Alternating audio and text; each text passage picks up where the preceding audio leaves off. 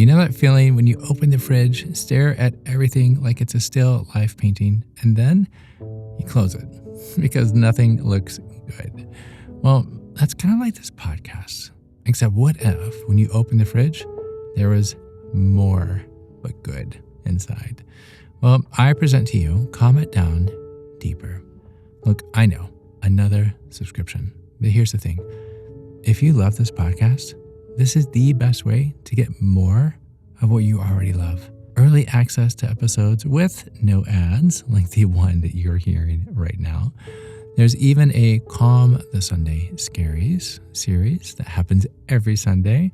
There's exclusive meditations. There are behind-the-scenes moments. There's live Q&As. Morning affirmations that are coming so soon. I cannot wait to share. I promise you will not want to miss. So if this podcast has ever been that deep breath that you've needed, this is how you keep it going. No pressure, just gratitude. Head over to calmitdownpodcast.com and look for Calm It Down Deeper. Join the community of calm. Thanks. And now, on with today's episode. Hey, before we begin, I have some really exciting news. I shared this last week. I don't know if you caught it. I have a new podcast. No, this one is not ending. It's not going anywhere. But I have a new podcast that is really simple, just 1 to 2 minute morning affirmations to start your weekday. So for those of us that need that little nudge to get our feet on the floor in the mornings, yours truly, this one is for you. Just search Calm It Down Morning Affirmations. That's it. It's free. It's every Monday. And if you are part of the Calm It Down Deeper community, you're going to get these every weekday. New episodes every single weekday. What a way to start your morning, right? With a new morning affirmation. It's fun. I love it. So I hope you will check it out. It was a lot of fun creating. Again, search for Calm It Down Morning Affirmations. You'll find it. And let me know. Let me know what you think. I would love to know if it helps lift your spirits before the day begins. I would love to know how it starts your day, so on and so forth. So, okay, now on with the show. Have you ever said yes, but everything inside of you was whispering no? Not out loud, just quiet, like a little gentle nudge, right? A tension that you couldn't quite name. Maybe it felt easier in the moment, right? It felt polite or expected, and so you agreed. And then somewhere in the stillness afterward, you noticed that subtle ache. The one that says, I think I just gave a little too much of myself away again. Well, if that sounds familiar, I want you to know I'm with you. What if saying no wasn't about rejection, but what if it's about respect for your time, for your energy, for your peace? Let me show you. I'm Chad Lawson, and let's calm it down in 3, 2, 1. There's a quiet courage in saying no, but most of us don't see it that way, do we? And we've been taught to be agreeable, to go along, to be the yes person, the helper, the good one. We say yes because it's easier than the silence that follows a no. We say yes because we want to be kind.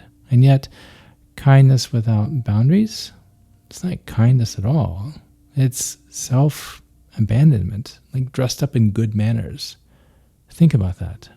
You can be thoughtful. You can be generous. You can be loving. And you can still say no. In fact, saying no is sometimes the most loving thing you can do. Think about where this discomfort comes from, right? Like for some, it started earlier. Maybe you were the peacemaker in the family, right? Maybe you were the one that just smoothed things over, the one who stayed quiet so others didn't feel uncomfortable. And over time, this pattern, it became a promise. If I say yes, I'm safe. If I say yes, I'm accepted. It's not your fault. Those patterns were survival at some point. But here is the truth in all of this. Patterns that once protected us can sometimes become prisons if we never look at them that way again. So when you feel guilty, when you feel like feel guilty about setting a boundary, right? It's not something you've done wrong. It's just an old script that's getting louder because you have finally stopped following it. It's okay to let it go. Saying no doesn't have to come with a slam or a sting. It can sound like, I'd love to help, but I just don't have the space right now. Or, I'm so grateful that you thought of me, but I need to pass. Or, not this time, but thank you. That's it. And sometimes it's just a simple, quiet no, because that's the beauty of it. It doesn't need to be dramatic. It just needs to be honest. Clear is kind. And kind doesn't mean overextending yourself. Hey, a quick intermission here. Like when your pets walk across your keyboard during a Zoom call. It happens. We've all been there. But while we're here, I want to talk about Calm It Down Deeper. Calm It Down Deeper is your fast pass to calm. Weekly episodes, Sunday releases, ad-free listening, and a whole lot of exclusive material like guided meditations, live Q&As that will make you feel like you are in on one of the world's most relaxing secret. If you want in, you can join us. Go to calmitdownpodcast.com. Look for Calm It Down Deeper. Because who doesn't want to be part of the cool kids meditation club? I mean, really, come join us. Thanks. And now, back to it. Here, let me ask you something. What if you started treating your energy like a really precious resource, like water, like in a well, right? Like what if, instead of dipping the bucket every time someone asks, you took a pause and you asked, do I have enough water for this right now? What am I saying no to if I say yes to this? And am I doing this out of love or out of fear? Because the truth is, every yes, it costs you something. And the people who truly love you, they want you whole, not worn thin. Your worth isn't your availability, it's your presence. And you can't be fully present if you are stretched beyond your edges. I mean, let's be real, right? Like setting a boundary, it can feel like grief, right? Like you might lose some things, right? Certain roles or expectations, or maybe even a few relationships. But you also gain something else: clarity, stillness, space to hear yourself again.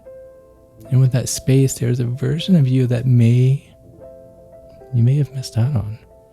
That part of you that doesn't say yes just to keep the peace. The you that doesn't need to be anything to anyone.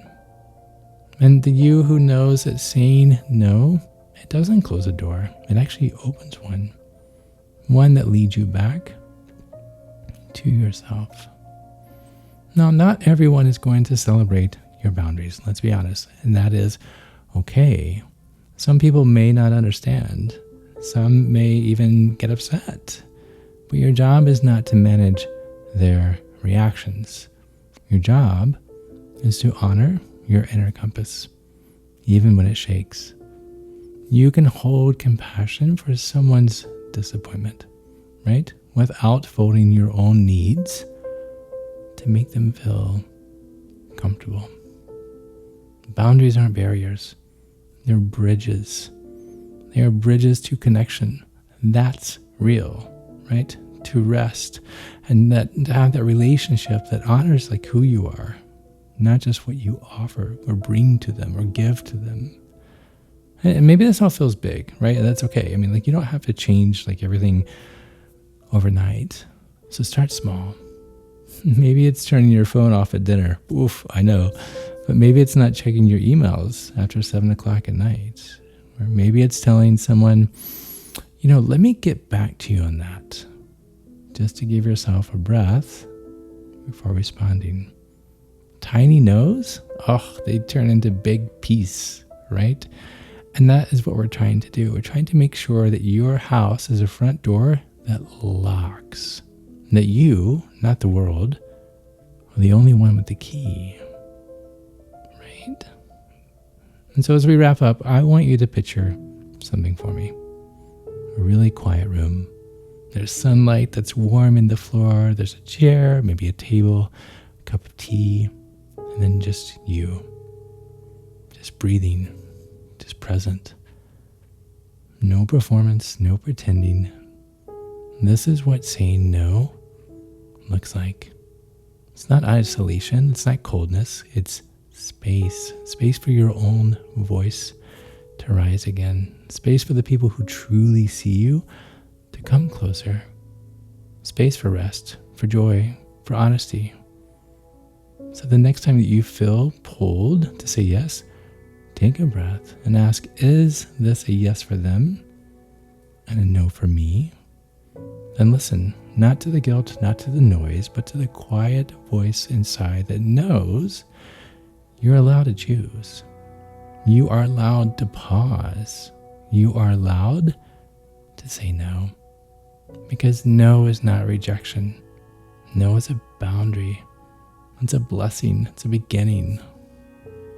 It's creating space. And may you find such peace in this new space that is yours. Close your eyes. Imagine the front door of your house and turn the lock. Protect that space within you. Know the value of that space, of who you are and what resides inside. Thank you. Thank you for listening. Thank you for living. And until next time, be kind to your mind. And I hope you'll join me again as we calm it down.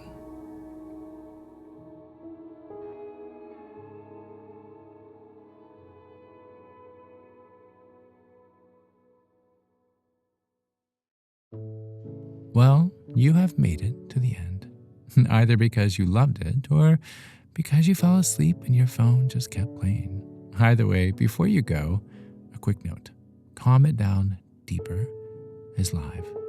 More episodes, no ads, early access, exclusive meditations, live Q&As. So many things to come. Behind the scene extras. Basically, everything you already love about this podcast, but more of it. Think of it like ordering fries and getting an entire extra order for free. No one needs extra fries, but are you really going to turn them down? No. Join at calmitdownpodcast.com. Look for Calm It Down Deeper. Or don't, but extra fries. To find more episodes of Calm It Down, see where I may be appearing in your area, or just simply want to know where to send me some chocolate chip cookies, visit calmitdownpodcast.com. This podcast was written and produced by yours truly, Chad Lawson, composer, pianist, and nationally recognized Sweet Tooth. The views, expressions, and techniques in this episode are of my personal opinion and not intended, nor should they, serve as a substitute for medical advice or diagnosis rendered to you by your individual doctor or other healthcare provider. Only a licensed physician should evaluate your situation, provide a diagnosis, or render other medical advice to you. And you should only act upon the advice of this physician. Now, I'm an extreme empath by nature, but my profession is that of a composer and pianist, not a licensed therapist or physician. I hear from thousands of listeners how my music has helped them through various stages of emotional needs, and I simply want to offer this in future podcast episodes to aid those needs. So to find a list of licensed professionals in your area, please visit calmitdownpodcast.com. And if you've enjoyed today's episode, please leave a review, or better yet, share it with a friend. While it takes less than 60 seconds to do, its impact will last for years to come, as every little bit helps in growing the awareness and the importance of mental and emotional health. Thank you for listening. Thank you for living. And until next time, be kind to your mind and join me again as we calm it down.